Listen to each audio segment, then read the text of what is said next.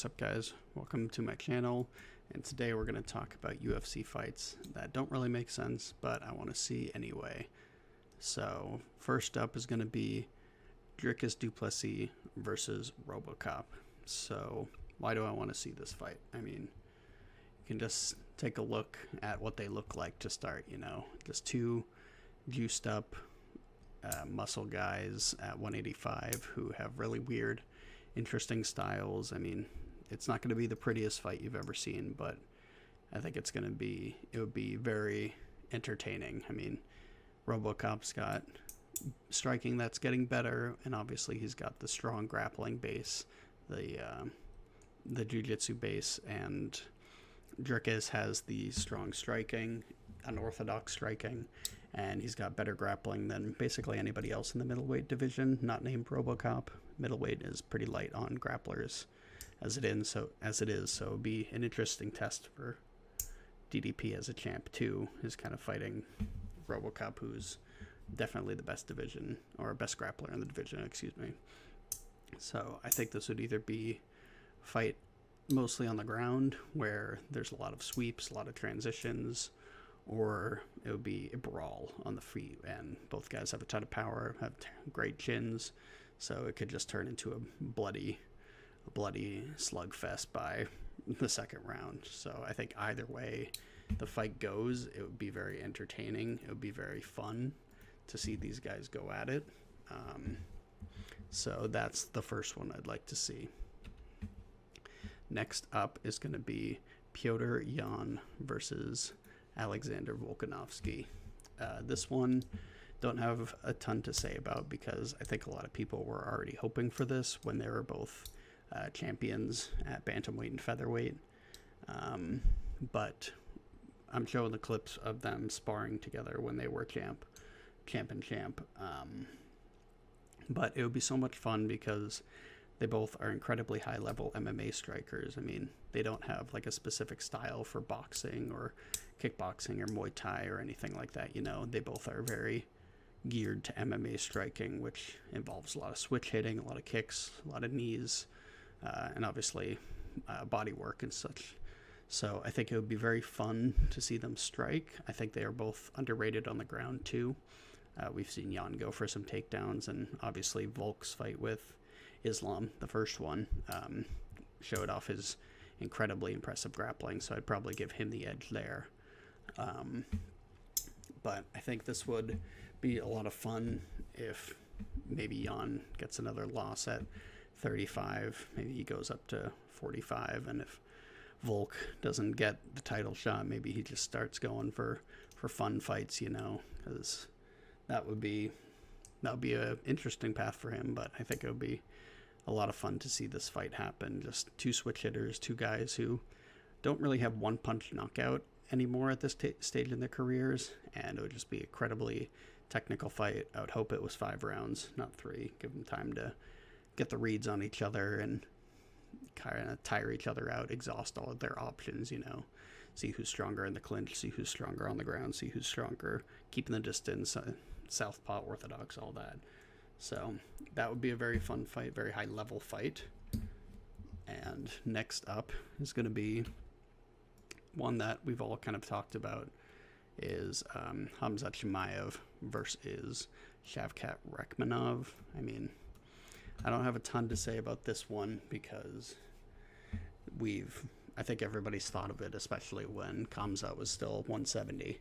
It's just two guys with crazy impressive grappling. I mean, probably haven't seen anybody out grapple either of these guys their whole MMA careers, maybe even their whole lives, so it could be a very fun scrambly fight like how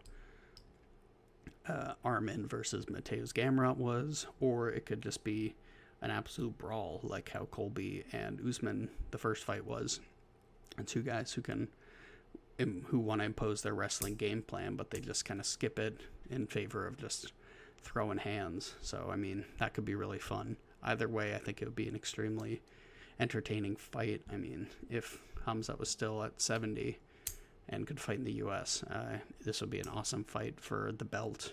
Like if Shavkat beats Bilal, then he could defend against Khamzat, but We might not see this fight because I don't even know if Hamzat's ever going to fight because he always gets sick, brother. So next up is going to be Giga Chikadze versus Rafael Fiziev. I thought of this fight after I saw Giga fight Arnold Allen, but I also think about when I saw Fiziev fight Justin Gaethje. I thought he looked really small in there. So I was just thinking, he's got to be, if he could make 45, that would be ideal. So I think this would be an awesome first fight for him there. They're both explosive kickboxers. They've both very well known for their body kicks, So I think that would be awesome to see. This would be an awesome fight night in front of a crowd, no Apex. Fight night, co-main event or something like that, just two guys throwing as hard as they could those big slapping kicks against each other.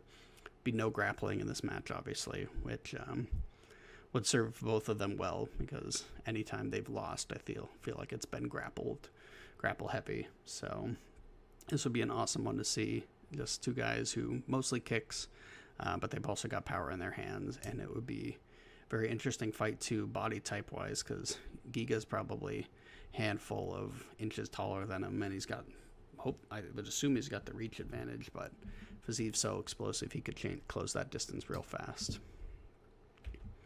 So next up is going to be Ilya versus Dustin.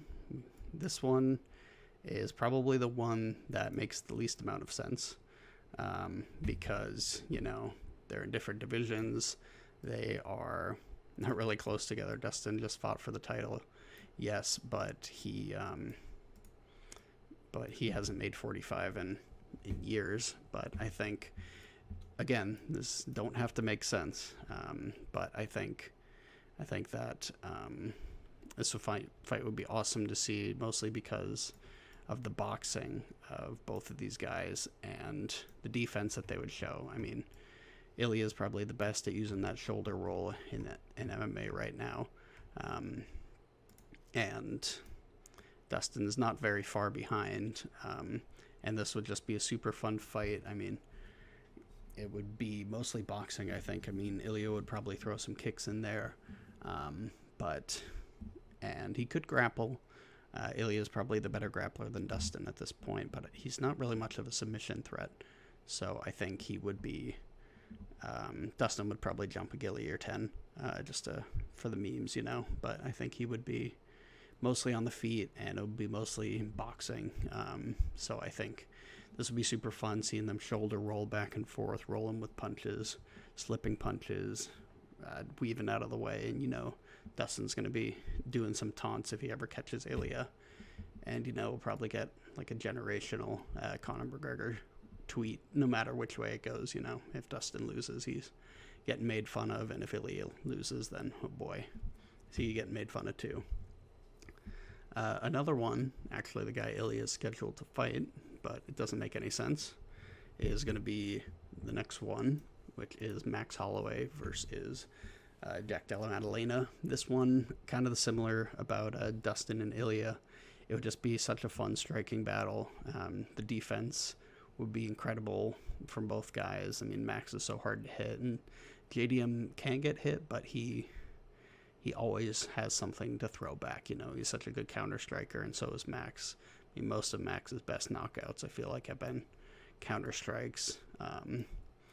But I would be mostly interested in this for the body work. I mean, JDM goes to the body so much. Holloway understands the importance of going to the body too.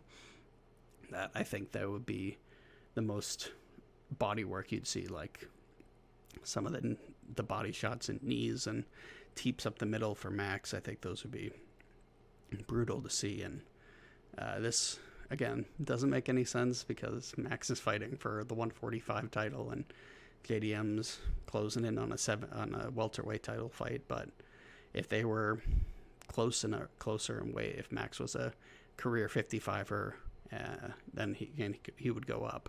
But man, this would be so much fun to see. Just the boxing and the striking would be crazy. I think of it. This is kind of like what the fight with Calvin Kattar was supposed to be would actually look like, just like two high level boxers going back and forth. And the last one is one that sadly looks like we will not be seeing after his recent loss, is Corey Sandhagen taking on Sean O'Malley. I mean, this is about as close to a mirror match as you can have in the UFC. Both guys obviously super tall bantamweights, very well-rounded. I think we've seen Sandhagen's grappling more with his fights against Cheeto and Rob Font, where he won basically because of his grappling. And O'Malley's going to get tested against Merab, at least we think, if he doesn't knock him out in the first round or something. But O'Malley is good on the ground, and I think it would be very competitive down there. And then obviously where they make their money is with the feet, or on the feet, I should say. Striking is going to be very, very competitive. I think both guys are really used to having that reach advantage, that leg advantage. So taking that away from them would be very interesting, and it would be maybe the tallest combined bantamweight fight of all time. I mean, I think they're both over 6 feet, so it's got to be up there. But the distance fight would be so interesting because they're both so good at managing that distance. Corey can be explosive when the distance gets closed, whether it's his opponent doing it or he's doing it. Obviously, we've seen his big flying knees, his knockouts, and as long as he doesn't get like attached to those and put himself out of position for a counter by O'Malley, I think he could really put an interesting fight on him. And then for O'Malley, even though I hate how he looks, I'm not a big fan of his tattoos and his hair, but his fighting style is just incredible. I mean, watching him just dismantle guys like Aljo and cheat Marlon Vera in the second fight, even though he lost the first one, is so impressive. And I mean, the same thing with Corey. He's just so well-rounded on the striking. Like, he can do everything. It's with kicks, punches, knees, elbows. He's strong. He can be strong in the clinch, and I don't think there would be a lot of clinching in this fight. I think it would either be Corey trying to shoot for a takedown, or it would just be standing. And they both have some power, but I don't think it's enough to kind of one-shot knock out each other. It would be I think it would probably go the full distance if it was a 25-minute fight. But yeah, those are the fights that I would like to see in the UFC that don't really make any sense. We had guys going up or down weight classes. We got champions versus contenders in other divisions. We had champions versus contenders in their own divisions that are far away. But let me know what you think of my list, and I'll see you guys on the next one. Peace.